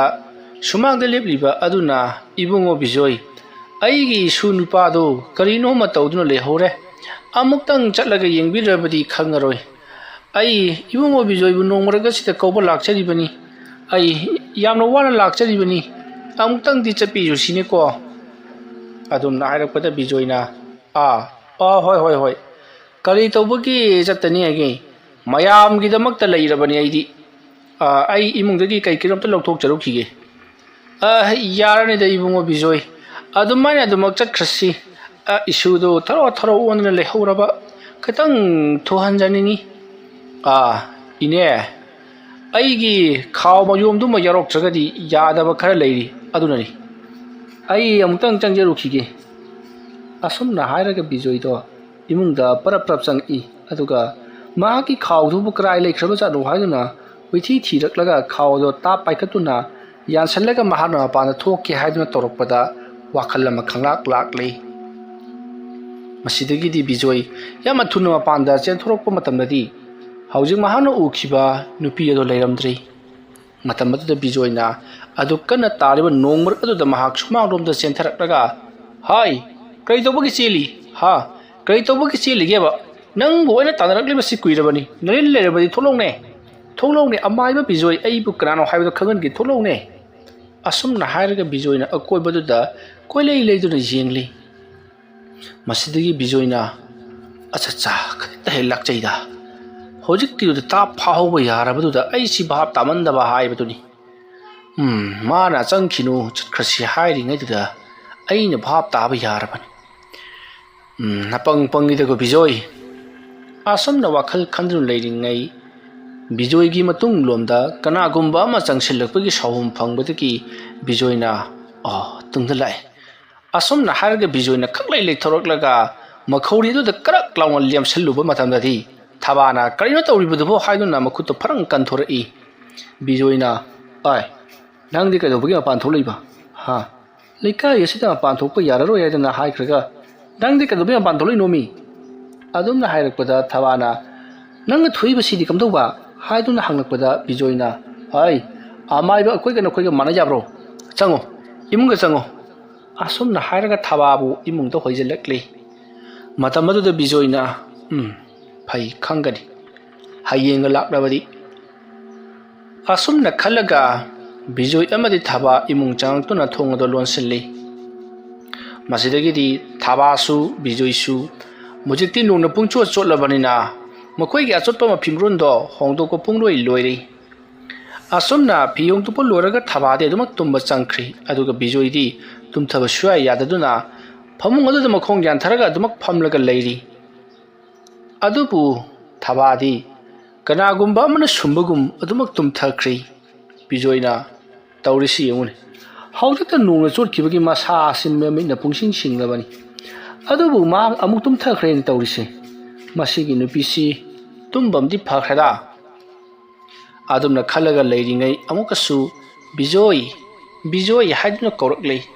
hanta mukti bijoi lema thararoi khanduna mapanda thonga do khanghang hanglaga chen thorakpadadi mahana ukhiba nupi ado ani leplaga leiramlei matam aduda bijoina nabani suboire phai khangani dina nabani asumna hairaga sensilaklaga bijoina makoi ani gi makut do tap pharu matam dadi bijoi gi makut oina lakliba ani aduna phajan khri aduga sumang aduda soro laktuna singkhraga thunga lomta puthoraklei matam aduda bijoina kaino tawriba sidi aidi ngasi loredana haiduna mahak manak adwaida koilam lamduna makut aduna thuknaba honari makhong aduna su yamna kanna phaduna mahak lehounaba kanna yali adubu karisu upai leramdi bijoi soro laktuna dumak singthorakli asomna singduna porakpana makoi gi yungi konthong wangma yoksalakli matam aduda bijoina lewa khara soranaba yamna kanna honari adubu mahak koiching singmara maram moraga chaina kholna mahak lawbasu ngamdri lewa sombasu ngamdri asum singduna poraklaga makoi gi hana laisang achouba oiramba haujingna loinamak ningkhaibadagi mang taklaba aduda puduna lakli yamna ngagliba amana mafam otaidadi nongsu amata tadi thabalna punglangna thoklibani matam aduda bijoi do makoina sor laktuna singlambadagi khangtha thadorakpadadi bijoi phadrak tadun leimaida onru leiri matam aduda bijoina nakoina mi singsi chela ga hali pasidi mafam masida oire ko mafam masina khoi gi mi hatpung oire ne ha adumna hairakpada bijoi gi akoibada leiriba timu laimu mayam sing aduna bijoi da won sinduna nahang na mara moraga haujikti aikoi khulasida leiba yaroi dori hadak lakliba maiba sina aikoi bu yama laina tanthokhi ge dori nahakti haitaba maibani na nahana tawriba singdo aikodi nada phawwa haptabani atubu haujik lakliba yoima yai hairiba amaiba asina aikoi bu ilai na namthaba tanthokpa ngamgadoribani ngasi mahana aikoi bu kaya ge matik lakna riba hayengdagi di mahana aikoi bu mapung phana tanthokpa ngamkhragani aduna nangona aikhoina khulai ona sijinnagadoribani aduna aikhoina hariba sina hana yarabadi naha ge na thwai amadi naha ge nupi ge na thwai kanbigadoribani adumna hairakpada bijoina kari ngarang da lakliba amaiba aduna hena ingondagi hai ka kaidana farene adu waragana kanane hena haibaga haibadi yengnaba taredana asomna haramlaga bijoi phuk haugalakli matam aduda bijoina tauribasi ngasaidagi mahangna soro sorlakna chinglibaduda lewa mantra sonjinnaraga ngamdaba sariba aduti laimu timu sing aduna kadai phawba chengi makhoigi kaidong phamsi karai dano haibado khangdoklagi khanduna yansinnaribani pangtha sanaribani madu khanglakpada laimu sing ado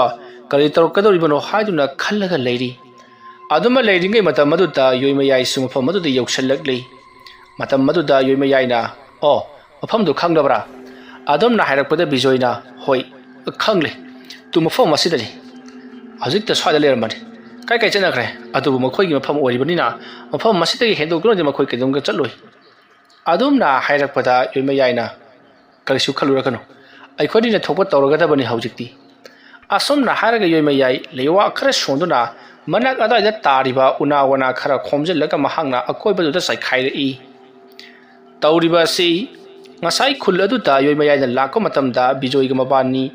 karigumba wafam khara mayam khanghandabida haina khrabani horel ahing suksoi soidana bijoigi mayumda laimutilmu odo sodina lakani haibasi yoimayai amadi bijoina khangi aduga karigumba matamda laimutilmu sing aduna bijoi bu sinduna sodana purakani haibasi sujoimayai na khangi matam aduda bijoi karisu laudana yagadabani makhoina kaidongpham oriba jaga adu phawba chenduna purba matungda aikhoina makhoigi kaidongpham ado thugaigadabani adu warabadi makhoike lepham laitrabanina leikai khullasi thadoklamlaga chatkhiba tabani haiduna makhoi ani wari sanakhiba lei maram adugi damakta bijoina thawoina ahing tumdaba makhai ngaidun leiribani masigi matung haujikti bijoi amadi yoimayaina mafam adu leiriba laimutilmu sing ado koithi thiba horokle somda yoimayaina unawana sing ado khomchallaga sakhairakpada unawana sing aduna laimutilmu mafam adu leiriba sing adu da panbadagi mafam adaida yamna kana law khongba horakle masigi matung bijoina laisang mandir adugi atekpa akaiba sing adugi kachin koya changduna mahana thirakpada laimu amadi kullaga lumlaga leiribadu ure madu ubada bijoi chengsellakuna laimu adugi mathakta lewa ama solaga mahaki makhwangda tumina yeptuna thamliba mahaki machu tret ki langhom mado lauthoraktuna laimu adugi magi masada satlauna langchili asomna langsin khibadu da langhom aduna krak krak laksanna laimu adubu phajinkhri masidagidi bijoina laimu adubu chingduna puruna bo honarakpada ngamlamdi laimu aduna naplaga pharaga leikhibana masidagidi bijoina phai phai na hak sattabari yenge asomna hairaga khubakta lewa ama solaga khubak ado suru suru ninaraga laimu aduki masa aduda tap launa paibagi mawngda pairaga soro soro laktuna chinglaga porakpada laimu ado yamna kana law khongduna yoimiyai gi manak tamna porakle matam adada yoimiyai gi manakta laimu ani ama sulleplaga leiramkhi masidagidi bijoina aina ama phara honani da made ani pharga leirame masi haidi haibajani asomna khallibani madugi matung bijoi amadi yoimayaina laimu sing adu bumage mage mahan phamda hankhinaba amadi leiwa tinwa tawduna amadi mokhoibu sanaramba amaiba sing adugi thawai mel busu kauduna laising adu pukhina bagi damakta yamna kana laitai ni ngai matamni adumna tawrigi mathamatuta ikhang khangawduna mafam madaida akanba ashaba nungsit sitba horakle mafam madaida lairiba una punimak humduoktuna mafam khudimakta chakhaiba horakle mardanatana akoibada lairiba uwa punamak tikadabai matagum fere haiduna yamna kana sabtra tawba horakle adumna tawrakpa aduda bijoi amadi yoimayai kari sabtra tawrukliba siri aikuna tawgadoriba thabak asiga tawrukliba mawong asiga yamna chanadi kari no tawrukliba sina haiduna makhoi ani do khanja naraga akoibaduda koilei leiduna yenglaga leiri matam aduda yoimayai na kaukhiba lairi faktagi amaiba singadu busu phamuda yoksalaklabani aduga makhoi bu kauribado kari gidamakta haiduna yamna sauna hangakli matam aduda yoimayai na kari sauba nakoina maram moraga nakoina sanaramba nakoina kauthoklamaba yengo laimu layam singasai masibu kana lotion bigadoribano haujikti makoina laikai khulasigi mi mathang soktuna awa ana tahale masibu faribra haiduna yoimayai da ꯂꯩꯔꯤꯕ ꯑꯃꯥꯏꯕ ꯊꯋꯥꯏꯁꯤꯡ ꯑꯗꯨꯕꯨ ꯌꯥꯝꯅ ꯇꯝꯊꯤꯅ ꯐꯨꯔꯤ ꯃꯗꯨꯒꯤ ꯃꯇꯨꯡꯗ ꯂꯥꯏꯃꯨ ꯇꯤꯟꯃꯨꯁꯤꯡ ꯑꯁꯤꯕꯨ ꯄꯨꯗꯨꯅ ꯆꯠꯈ꯭ꯔꯣ ꯅꯠꯇ꯭ꯔꯕꯗꯤ ꯑꯐꯕ ꯑꯣꯏꯔꯣꯏ ꯍꯥꯏꯗꯨꯅ ꯌꯥꯝꯅ ꯁꯥꯎꯅ ꯆꯩꯔꯛꯄꯗꯨꯗ ꯂꯥꯛꯂꯤꯕ ꯑꯃꯥꯏꯕꯁꯤꯡ ꯑꯗꯨꯒꯤ ꯊꯋꯥꯏ ꯃꯤꯔꯦꯜꯁꯤꯡ ꯑꯗꯨꯅ ꯃꯈꯣꯏꯗꯤ ꯄꯨꯕ ꯉꯝꯂꯔꯣꯏ ꯂꯥꯏꯃꯨꯁꯤꯡ ꯑꯁꯤꯗꯤ ꯃꯈꯣꯏꯒꯤ ꯃꯍꯟꯐꯝꯗ ꯍꯜꯍꯟꯈ꯭ꯔꯣ ꯑꯗꯨꯅ ꯑꯩꯈꯣꯏꯒ ꯃꯈꯣꯏꯒ ꯂꯩꯃꯤꯟꯅꯕ ꯌꯥꯗꯦ ꯍꯥꯏꯔꯝꯂꯒ ꯆꯠꯈꯤꯅꯕ ꯇꯧꯔꯛꯄꯗ ꯌꯣꯏꯃꯌꯥꯏꯅ ꯃꯗꯨ ꯈꯛ ꯌꯥꯔꯣꯏ ꯅꯈꯣꯏꯅ ꯄꯨꯗꯨꯅ ꯆꯠꯈꯤꯕ ꯌꯥꯏ ꯍꯥꯏꯕꯁꯤ ꯑꯩ ꯏꯁꯥꯃꯛꯅ ꯈꯪꯂꯤꯕꯅꯤ ꯃꯔꯝ ꯑꯗꯨꯅ ꯄꯨꯈꯤꯗꯕ ꯌꯥꯔꯣꯏ ꯍꯥꯏꯗꯨꯅ ꯃꯈꯣꯏ ꯌꯥꯝꯅ ꯀꯟꯅ ꯅꯤꯡꯉꯥꯏ ꯁꯪꯅꯥꯅꯔꯤꯉꯩ ꯃꯇꯝ ꯑꯗꯨꯗ इखंग खंगौदना लाइबुंग अदुगी वांगलबा वातोल अमदगी वापल चबुल अमगी मरक्तगी हौजिक्ति फिंगोग सेटपा लाइरेंबिगी मवोंग मानबा नुपी अमा फावगलकले आजुमना थाबलगी मंगाल अदुदा पाइरगा लेरिबदु योइमयाई अमदी बिजोइनसु उरिबनी मदु उबदा मखोइदी लाइरेंबी ओरबु निंगदुना मकोक नोली अदुबु खंगौदी मखोइ अनिगी मनाक तमना पाइसलकलगा योइमयाई अमदी बिजोइगी मखोरी अदुदा ताप ताप पाइदुना थांकलगा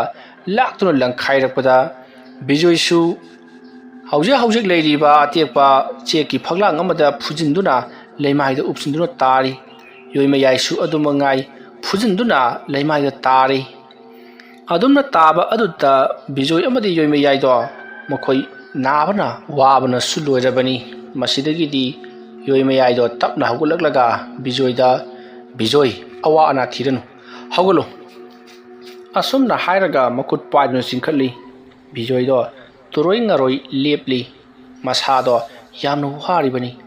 masidagi di yoimayayna se nakutu piro ai lewa ama songe nahak nasu lewa sibu mateng pangselau aduga aina tarokada thabak sing aina ingit tarokpada nahakna khangna thabak tarokada bani asum na haram laga yoimayai lewa khara bijoigi makut ato paisal laga हौजी नोंथक्ता पाइदुना लेरिबा मसा मरेन फंदोकपगुम महाकी मफी मरोन मसमना फंदोक्तुना अकीबा सकलोंदा ngangduna लेरिबा नुपी अदुगी ममाय अदु हिंगलगा योइमयाइना लेवा अदो मुरुम मुरुम सोनबा हौरकले अदुमना योइमयाइना लेवा अदो सोनबा हौरकपदा लाइरेंबी मानबा नुपी अदुना योइमयाइगे माइकै तमना पाइसिन्नबा होनरकले ngahan makai nupi ki mawong manba amana kauthok kauthoktura hatlibadudi masigi nupi se oduna leiramlei mafam masta leiriba tinmu laimu sing asina hatpa amata natlamdrei nupi asidi mafam masita hingsabi amagumna leiba kuiraklaba zatni asomna bijoido wakhal khanna khanna yoimayaina kari ingit toropage haibadu yengli hingsabi manba nupi aduna makoi anigi maikai tamna halage matagum jongsilana ba honariba aduta योइमयाइना इंगित तौदुना बिजोइदा करिगुम्बा खरा हाइरकपदगी बिजोइना मनाक अदवाइदा लेरिबा उना अमबु महाना मखुट नामना छत औना पाक्थदुना खुनगतले असमना खुनगतलगा महाना मदुदा लेवा खरा सोंदुना उना अदुबु महाना मयाना चिक्तुना जेरे जेरे लाउना सेगाइरी असमना सेगाइराबा मकुम सिंदुदा योइमयाइदा अमु पिरकली मतम मदुदा योइमयाइना उना अदो महाकी खुबाकता हाबलगा महाना कामथोखिबदा मैना ngksang ngksang ngangna chaklaga paithokriba मैना chakpagi maikum sing aduna paisillake haiduna tawriba nupi adugi maithongda thabadagi nupi ado phanayam sangna chongthoktuna chaina khol khangduna leimaida tharo tharo onduna leiri tanja aduda bijoi amadi yoimayai makoi anigi akoibada tinmu laimu mayam amana sau saduna jagoi saribra नत्रगना करिनो अमा तौदुना लेरिबनी अमदा कोइचेन चेन्दुना मखोयनी ये कोइबदुता कोइचेन चतुना लेरि तांजा अमा हेक फंगबगा असोइबा मै हेक फंगबगा चोंगसिलक्तुना बिजोइ अमदी योइमयाइ लोसिन्नबगी थौरांग तोरकली तांजा अदुदा योइमयाइना washing अदो मुरुम मुरुम सोबा याबा सोलबा मतुंगदगिदि हौजिक्ति कन्ना कन्ना लाउना खोंगना सोलकले आदुमना सोलकपदुता लेमाइदा थरो थरो ओंदुना लेरिबा nupi ado haujitti khangba ngamduna manakong mensinuna khangli madamadutta yoimayai amadi bijoi asum changchinduna nupi adugi manakta yamna kanna leiwa ado sonjillari bijoi de leiwa ado khangdabanina tawribado karino haiduna yengduna adumak leiribani madamadutta yoimayaina bijoi da una khara khomjilaknabagi damakta haidi madamadutta bijoi yoimayaina pirekliba ingit ado khangbadagi una mayamado loina ma khomjali असुमना तप्ताना खोमजिल्लबा मतुंगदा योइमयाइना नुपी अदुगी मसादा थादाउ हाइदुना बिजोयदा हाइरकपदगी बिजोयना उना अदो नुपी अदुगी मसादा थादरी मतम मदुदा योइमयाइना उना मचेत अमदा लेवा सोंदुना अमुक लंगसिल्लकपदरी सोमदा बिजोयना थादखिबा उना सिंगदो खुदकता अमुबा मई ओइना चाकले अमुबा मई ओइना चाकलकपदुदा नुपी अदो लेमाय अदुदा थरो थरो ओंदुना खांगले मतौ असुमना नुपी अदुना लेमाय अदुदा थरो थरो ओंदुना खांगलिबदु उबदा बिजोय अमदि योइमयाइ मखोय अनिगी अकोइबदा लेरंबा दिमु लाइमुसिंग अदो माइकै सराई खंगदना चेनरी मदुदा नतना अमुबा मैना चाकलिबा नुपी अदुसु मफम अदो थादोक्तुना चेनखिनबा होनरकपदा योइमयाइना फाजनदुना नाहाक मफम असिदा अमु हना लाक्लरोय हाइदुना वासउ हाइदुना हाइरी अदुगा करिगिदमक्ता नाहाकना असमना मी हालिबरो हाइदुना हंगलकपदा नुपी अदुना मफम मस्ता लेरंबा अमाइबा अमना आइबु महाना कौथोक्लगा यामना कुइना सानरमी मदुदा नतना महाकना आइगोंदगी कानबा कया अमसु लौख्रबनी अदुमना कानबा लौबा लोरबा मतुंगदा महाकना आइबु हुंदोक्लमलिबनी मदुदगिदी आइसु चंगजफम लैतबदुना सानबिनबा लैतबना लोइसु लोइसलमदबना आइअसे यामना वाना खांगलिबनी मसिदगिदी महाकी पुंगफम लमदम लैरिबा लैकाय असदा लैरिबा मी पुनमक मथंग मथंग लोइसलगा आइगी साउनिंगबगी थमोइगी मैचाकसे कोक्लगे हाइदुना मथंग मथंग हालिबनी हाइदुना हाइरकले मसिदगिदी योइमयाइना हौजिकति नाहाकी नाहनफमदा हन्ननबा नाहाकु अतोपा मफम अमदा चटपा यारनबा नाहाक कनागिसु मखादा लैतनबा लेवादो आइना सोंदुना नंगबु मसिदगी थादोकपिरबनी चटलो ननिंग तमना चटख्रो हाइदुना योइमयाइना लेवा सोंदुना तानख्रे मसिदगिदी नुपी अदुसु मफम मरांग खंगदना मांख्रे असुमना तौदुना लाई खुरुमबदु लोइसल्लदुना बिजोय अमदि योइमयाइ मयुम लोमदा हलकले अदुगा हौजिकति मखुना लेरिबा जगा अदुसु अकनबा मोंगदा नोंग तारी मतम मदुता बिजोयना योइमयाइदा ओजासी ओंथोंना हैख्रे आइना ओजासे कयामु यामना हैरदना आइगोंदगी माना करी हेलदना हाइदना आइना खंजरुबनी अदुबु ओजागी महै असिदि अंगकपनी अदुना आइगी लेमहौरिबा वालिबा महै असे ओजागी नाक्ता लाक्तुना तमजगे हाइबबु करी अकाइबा लैबनो अदुमना हाइरकपदा योइमयाइना करिसु काइबा लैते अफबा नुमित अमा येंगलगा आइगी नाक्ता लाक्पियु असुमना हाइनरगा बिजोयसु महाकी मयुमलोमदा हंजनख्रे अदुगा योइमयाइसु महाना अहिंग यारेक्लिबा युम अदुता चंख्रे मतौ असुमना लैकाय अदुता तौरंबसिंग अदो योइमयाइना लैताइनदुना लोइनमक फहनखि मदुगी मतुंगदगिदी बिजोयसु योइमयाइगी मनाक्ता अफबा नुमित अमा येंगदुना चटलगा